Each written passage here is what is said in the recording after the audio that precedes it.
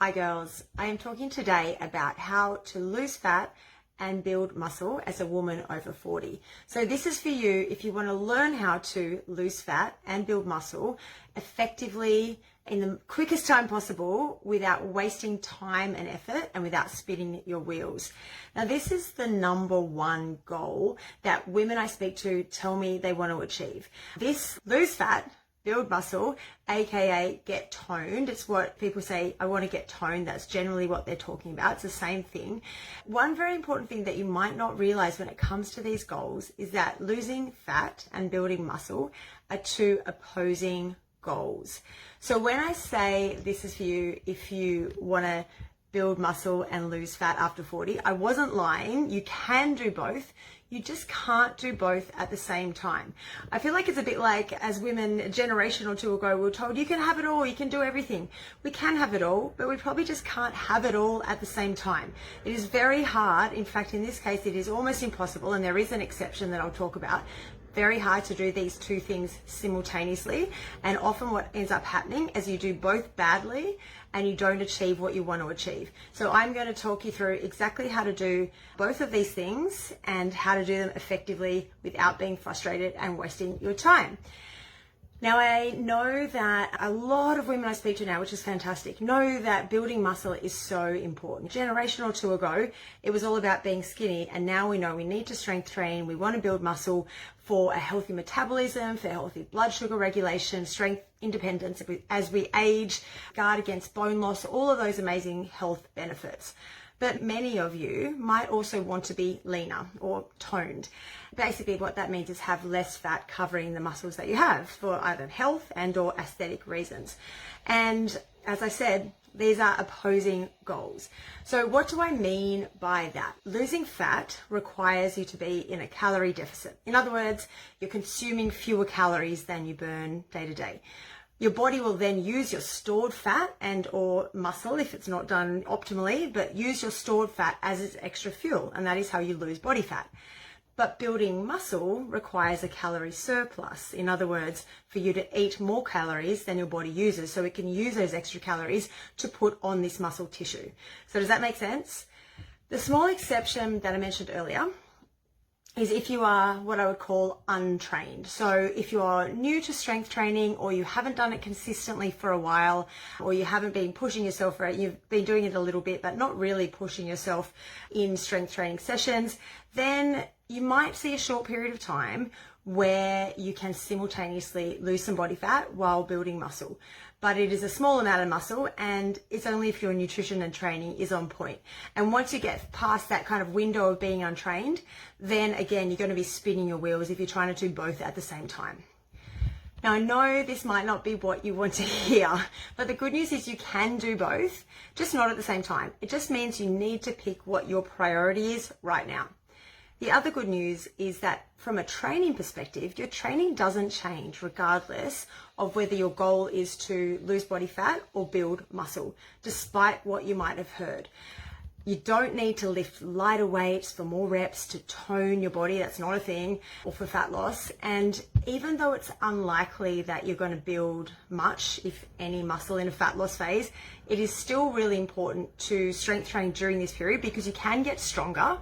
And also your goal while losing body fat should always be to hold on to as much of your current muscle as possible. You don't want to lose the muscle at the same time as losing body fat, because what will end up happening is that your metabolism gets slower because muscle burns more calories at rest than body fat, right? So you want your metabolism to stay high as you're losing body fat, so it doesn't make it harder and harder to keep losing or to maintain at the end of that process.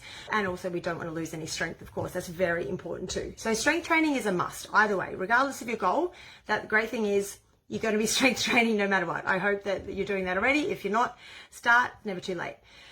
What you do need to adjust depending on what your goal is, what your priority is, your nutrition. And also possibly, I'm not going to speak about this too much now, I've spoken about this in other videos, but you might also need to adjust your incidental exercise or your NEAT, your non-exercise activity thermogenesis. So that incidental exercise we've talked about, but I'm not going to speak about that now, just the nutrition and training side of things. As a side note, there's no right or wrong when it comes to the order of this. So if you decide your goal at the moment is to build more muscle first and then lose the body fat if you want to, need to later, that's fine.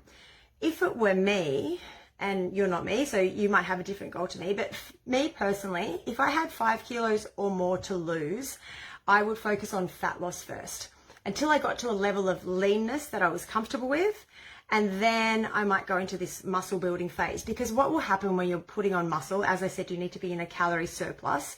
So you'll put on some body fat at the same time. So you need to be comfortable with your weight going up a little bit as you're building muscle. Obviously your weight will go up because you're putting on muscle, but you'll put on some fat along with that. So if I had the two goals, I would go fat loss first, muscle building afterwards. When it comes to fat loss, you really want to do this as efficiently as possible. What I see a lot of the time is women spinning their wheels because they go on and off these restrictive fat loss regimes that take longer and longer than they otherwise would have if they had just done it the sensible, sustainable way. You want to be able to get out of that calorie deficit position and go back to eating at maintenance calories, whatever that looks like, to just maintain your current weight, or if you want to build muscle, a surplus of calories as quickly as possible. Now, when I say efficiently, I don't mean as fast as possible.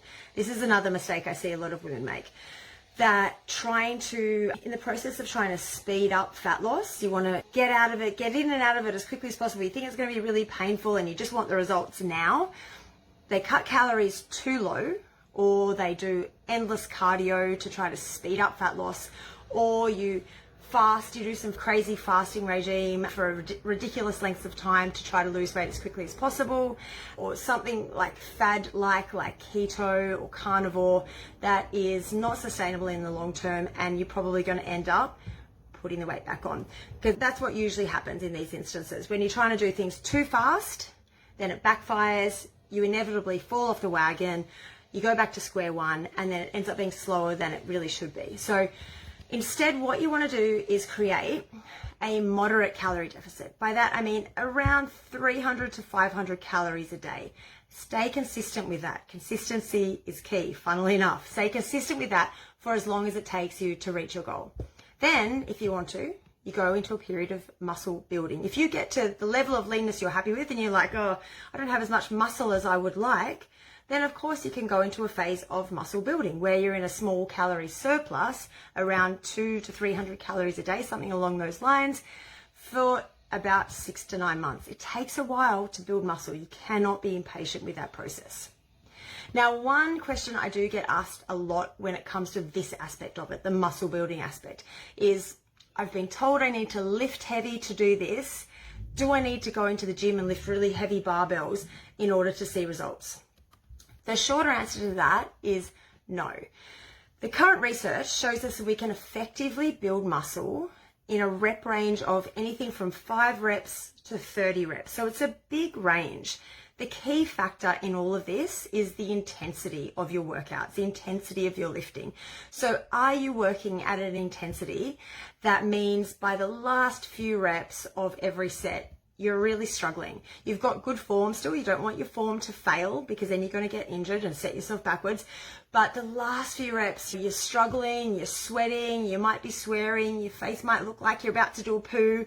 That is a really good indicator that you're working at an intensity that is going to initiate some muscle building, right, with the right nutrition. And or even if you're in a fat loss phase, as I said, you can still get stronger, right? So you still want to be lifting at a high intensity. That is heavy. That is what lifting heavy essentially means. Now, there's a lot of confusion about the lifting heavy thing, as I said.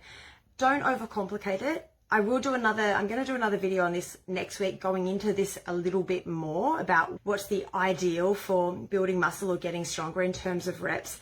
And there are positives and negatives for both. So I don't want to go into that too much at the moment, but the main thing is don't overcomplicate it. Lift weights at a challenging intensity and you will build muscle/strength. Then the great thing is, once you know this process of losing fat, building muscle, 2 separate processes, then you can put that on rinse and repeat as much as you like. So if you're like, okay, at the moment, I'm happy with my level of leanness, I want to get a bit more muscly, I'm going to do that for 6 to 9 months. Then at the end of that, you're like, all right, I want to see that muscle that I've just grown, I'm going to go into a fat loss phase. You can rinse and repeat that for as long as you like, or just stay where you're at if you're happy with where you're at. That's also, of course, always an option. One more word I just want to mention on nutrition. If you don't know how to calculate your macros, your calories, I want to say it's not essential, but it might save you months, years, possibly a lifetime of trying to do one or both of the above and consistently spinning your wheels and getting nowhere. So if this is a goal, if these 2 things are goals, one or the other or both, my strong advice is to learn how to track your macros, what they are, what foods are high in protein, what are high in carbs, fats, etc., and figure it out from there. I've done videos on this myself, but honestly, you could go onto YouTube and just type in, how do I track my macros or calculate my macros, and you'll get thousands of, millions probably of videos. You don't have to do it forever, but it is a very educational process to go through just to get a bit of a sense of what do I need to eat to fulfill my goals, to reach my goals. And no, it also doesn't create an unhealthy relationship with food any more than tracking your spending or your saving would create an unhealthy relationship with money. It's data, it's educational, and we just use it as such. Hopefully that was helpful. Any questions or comments, leave them on the video. I'll come back and answer them very soon. Thanks, girls. Talk to you soon.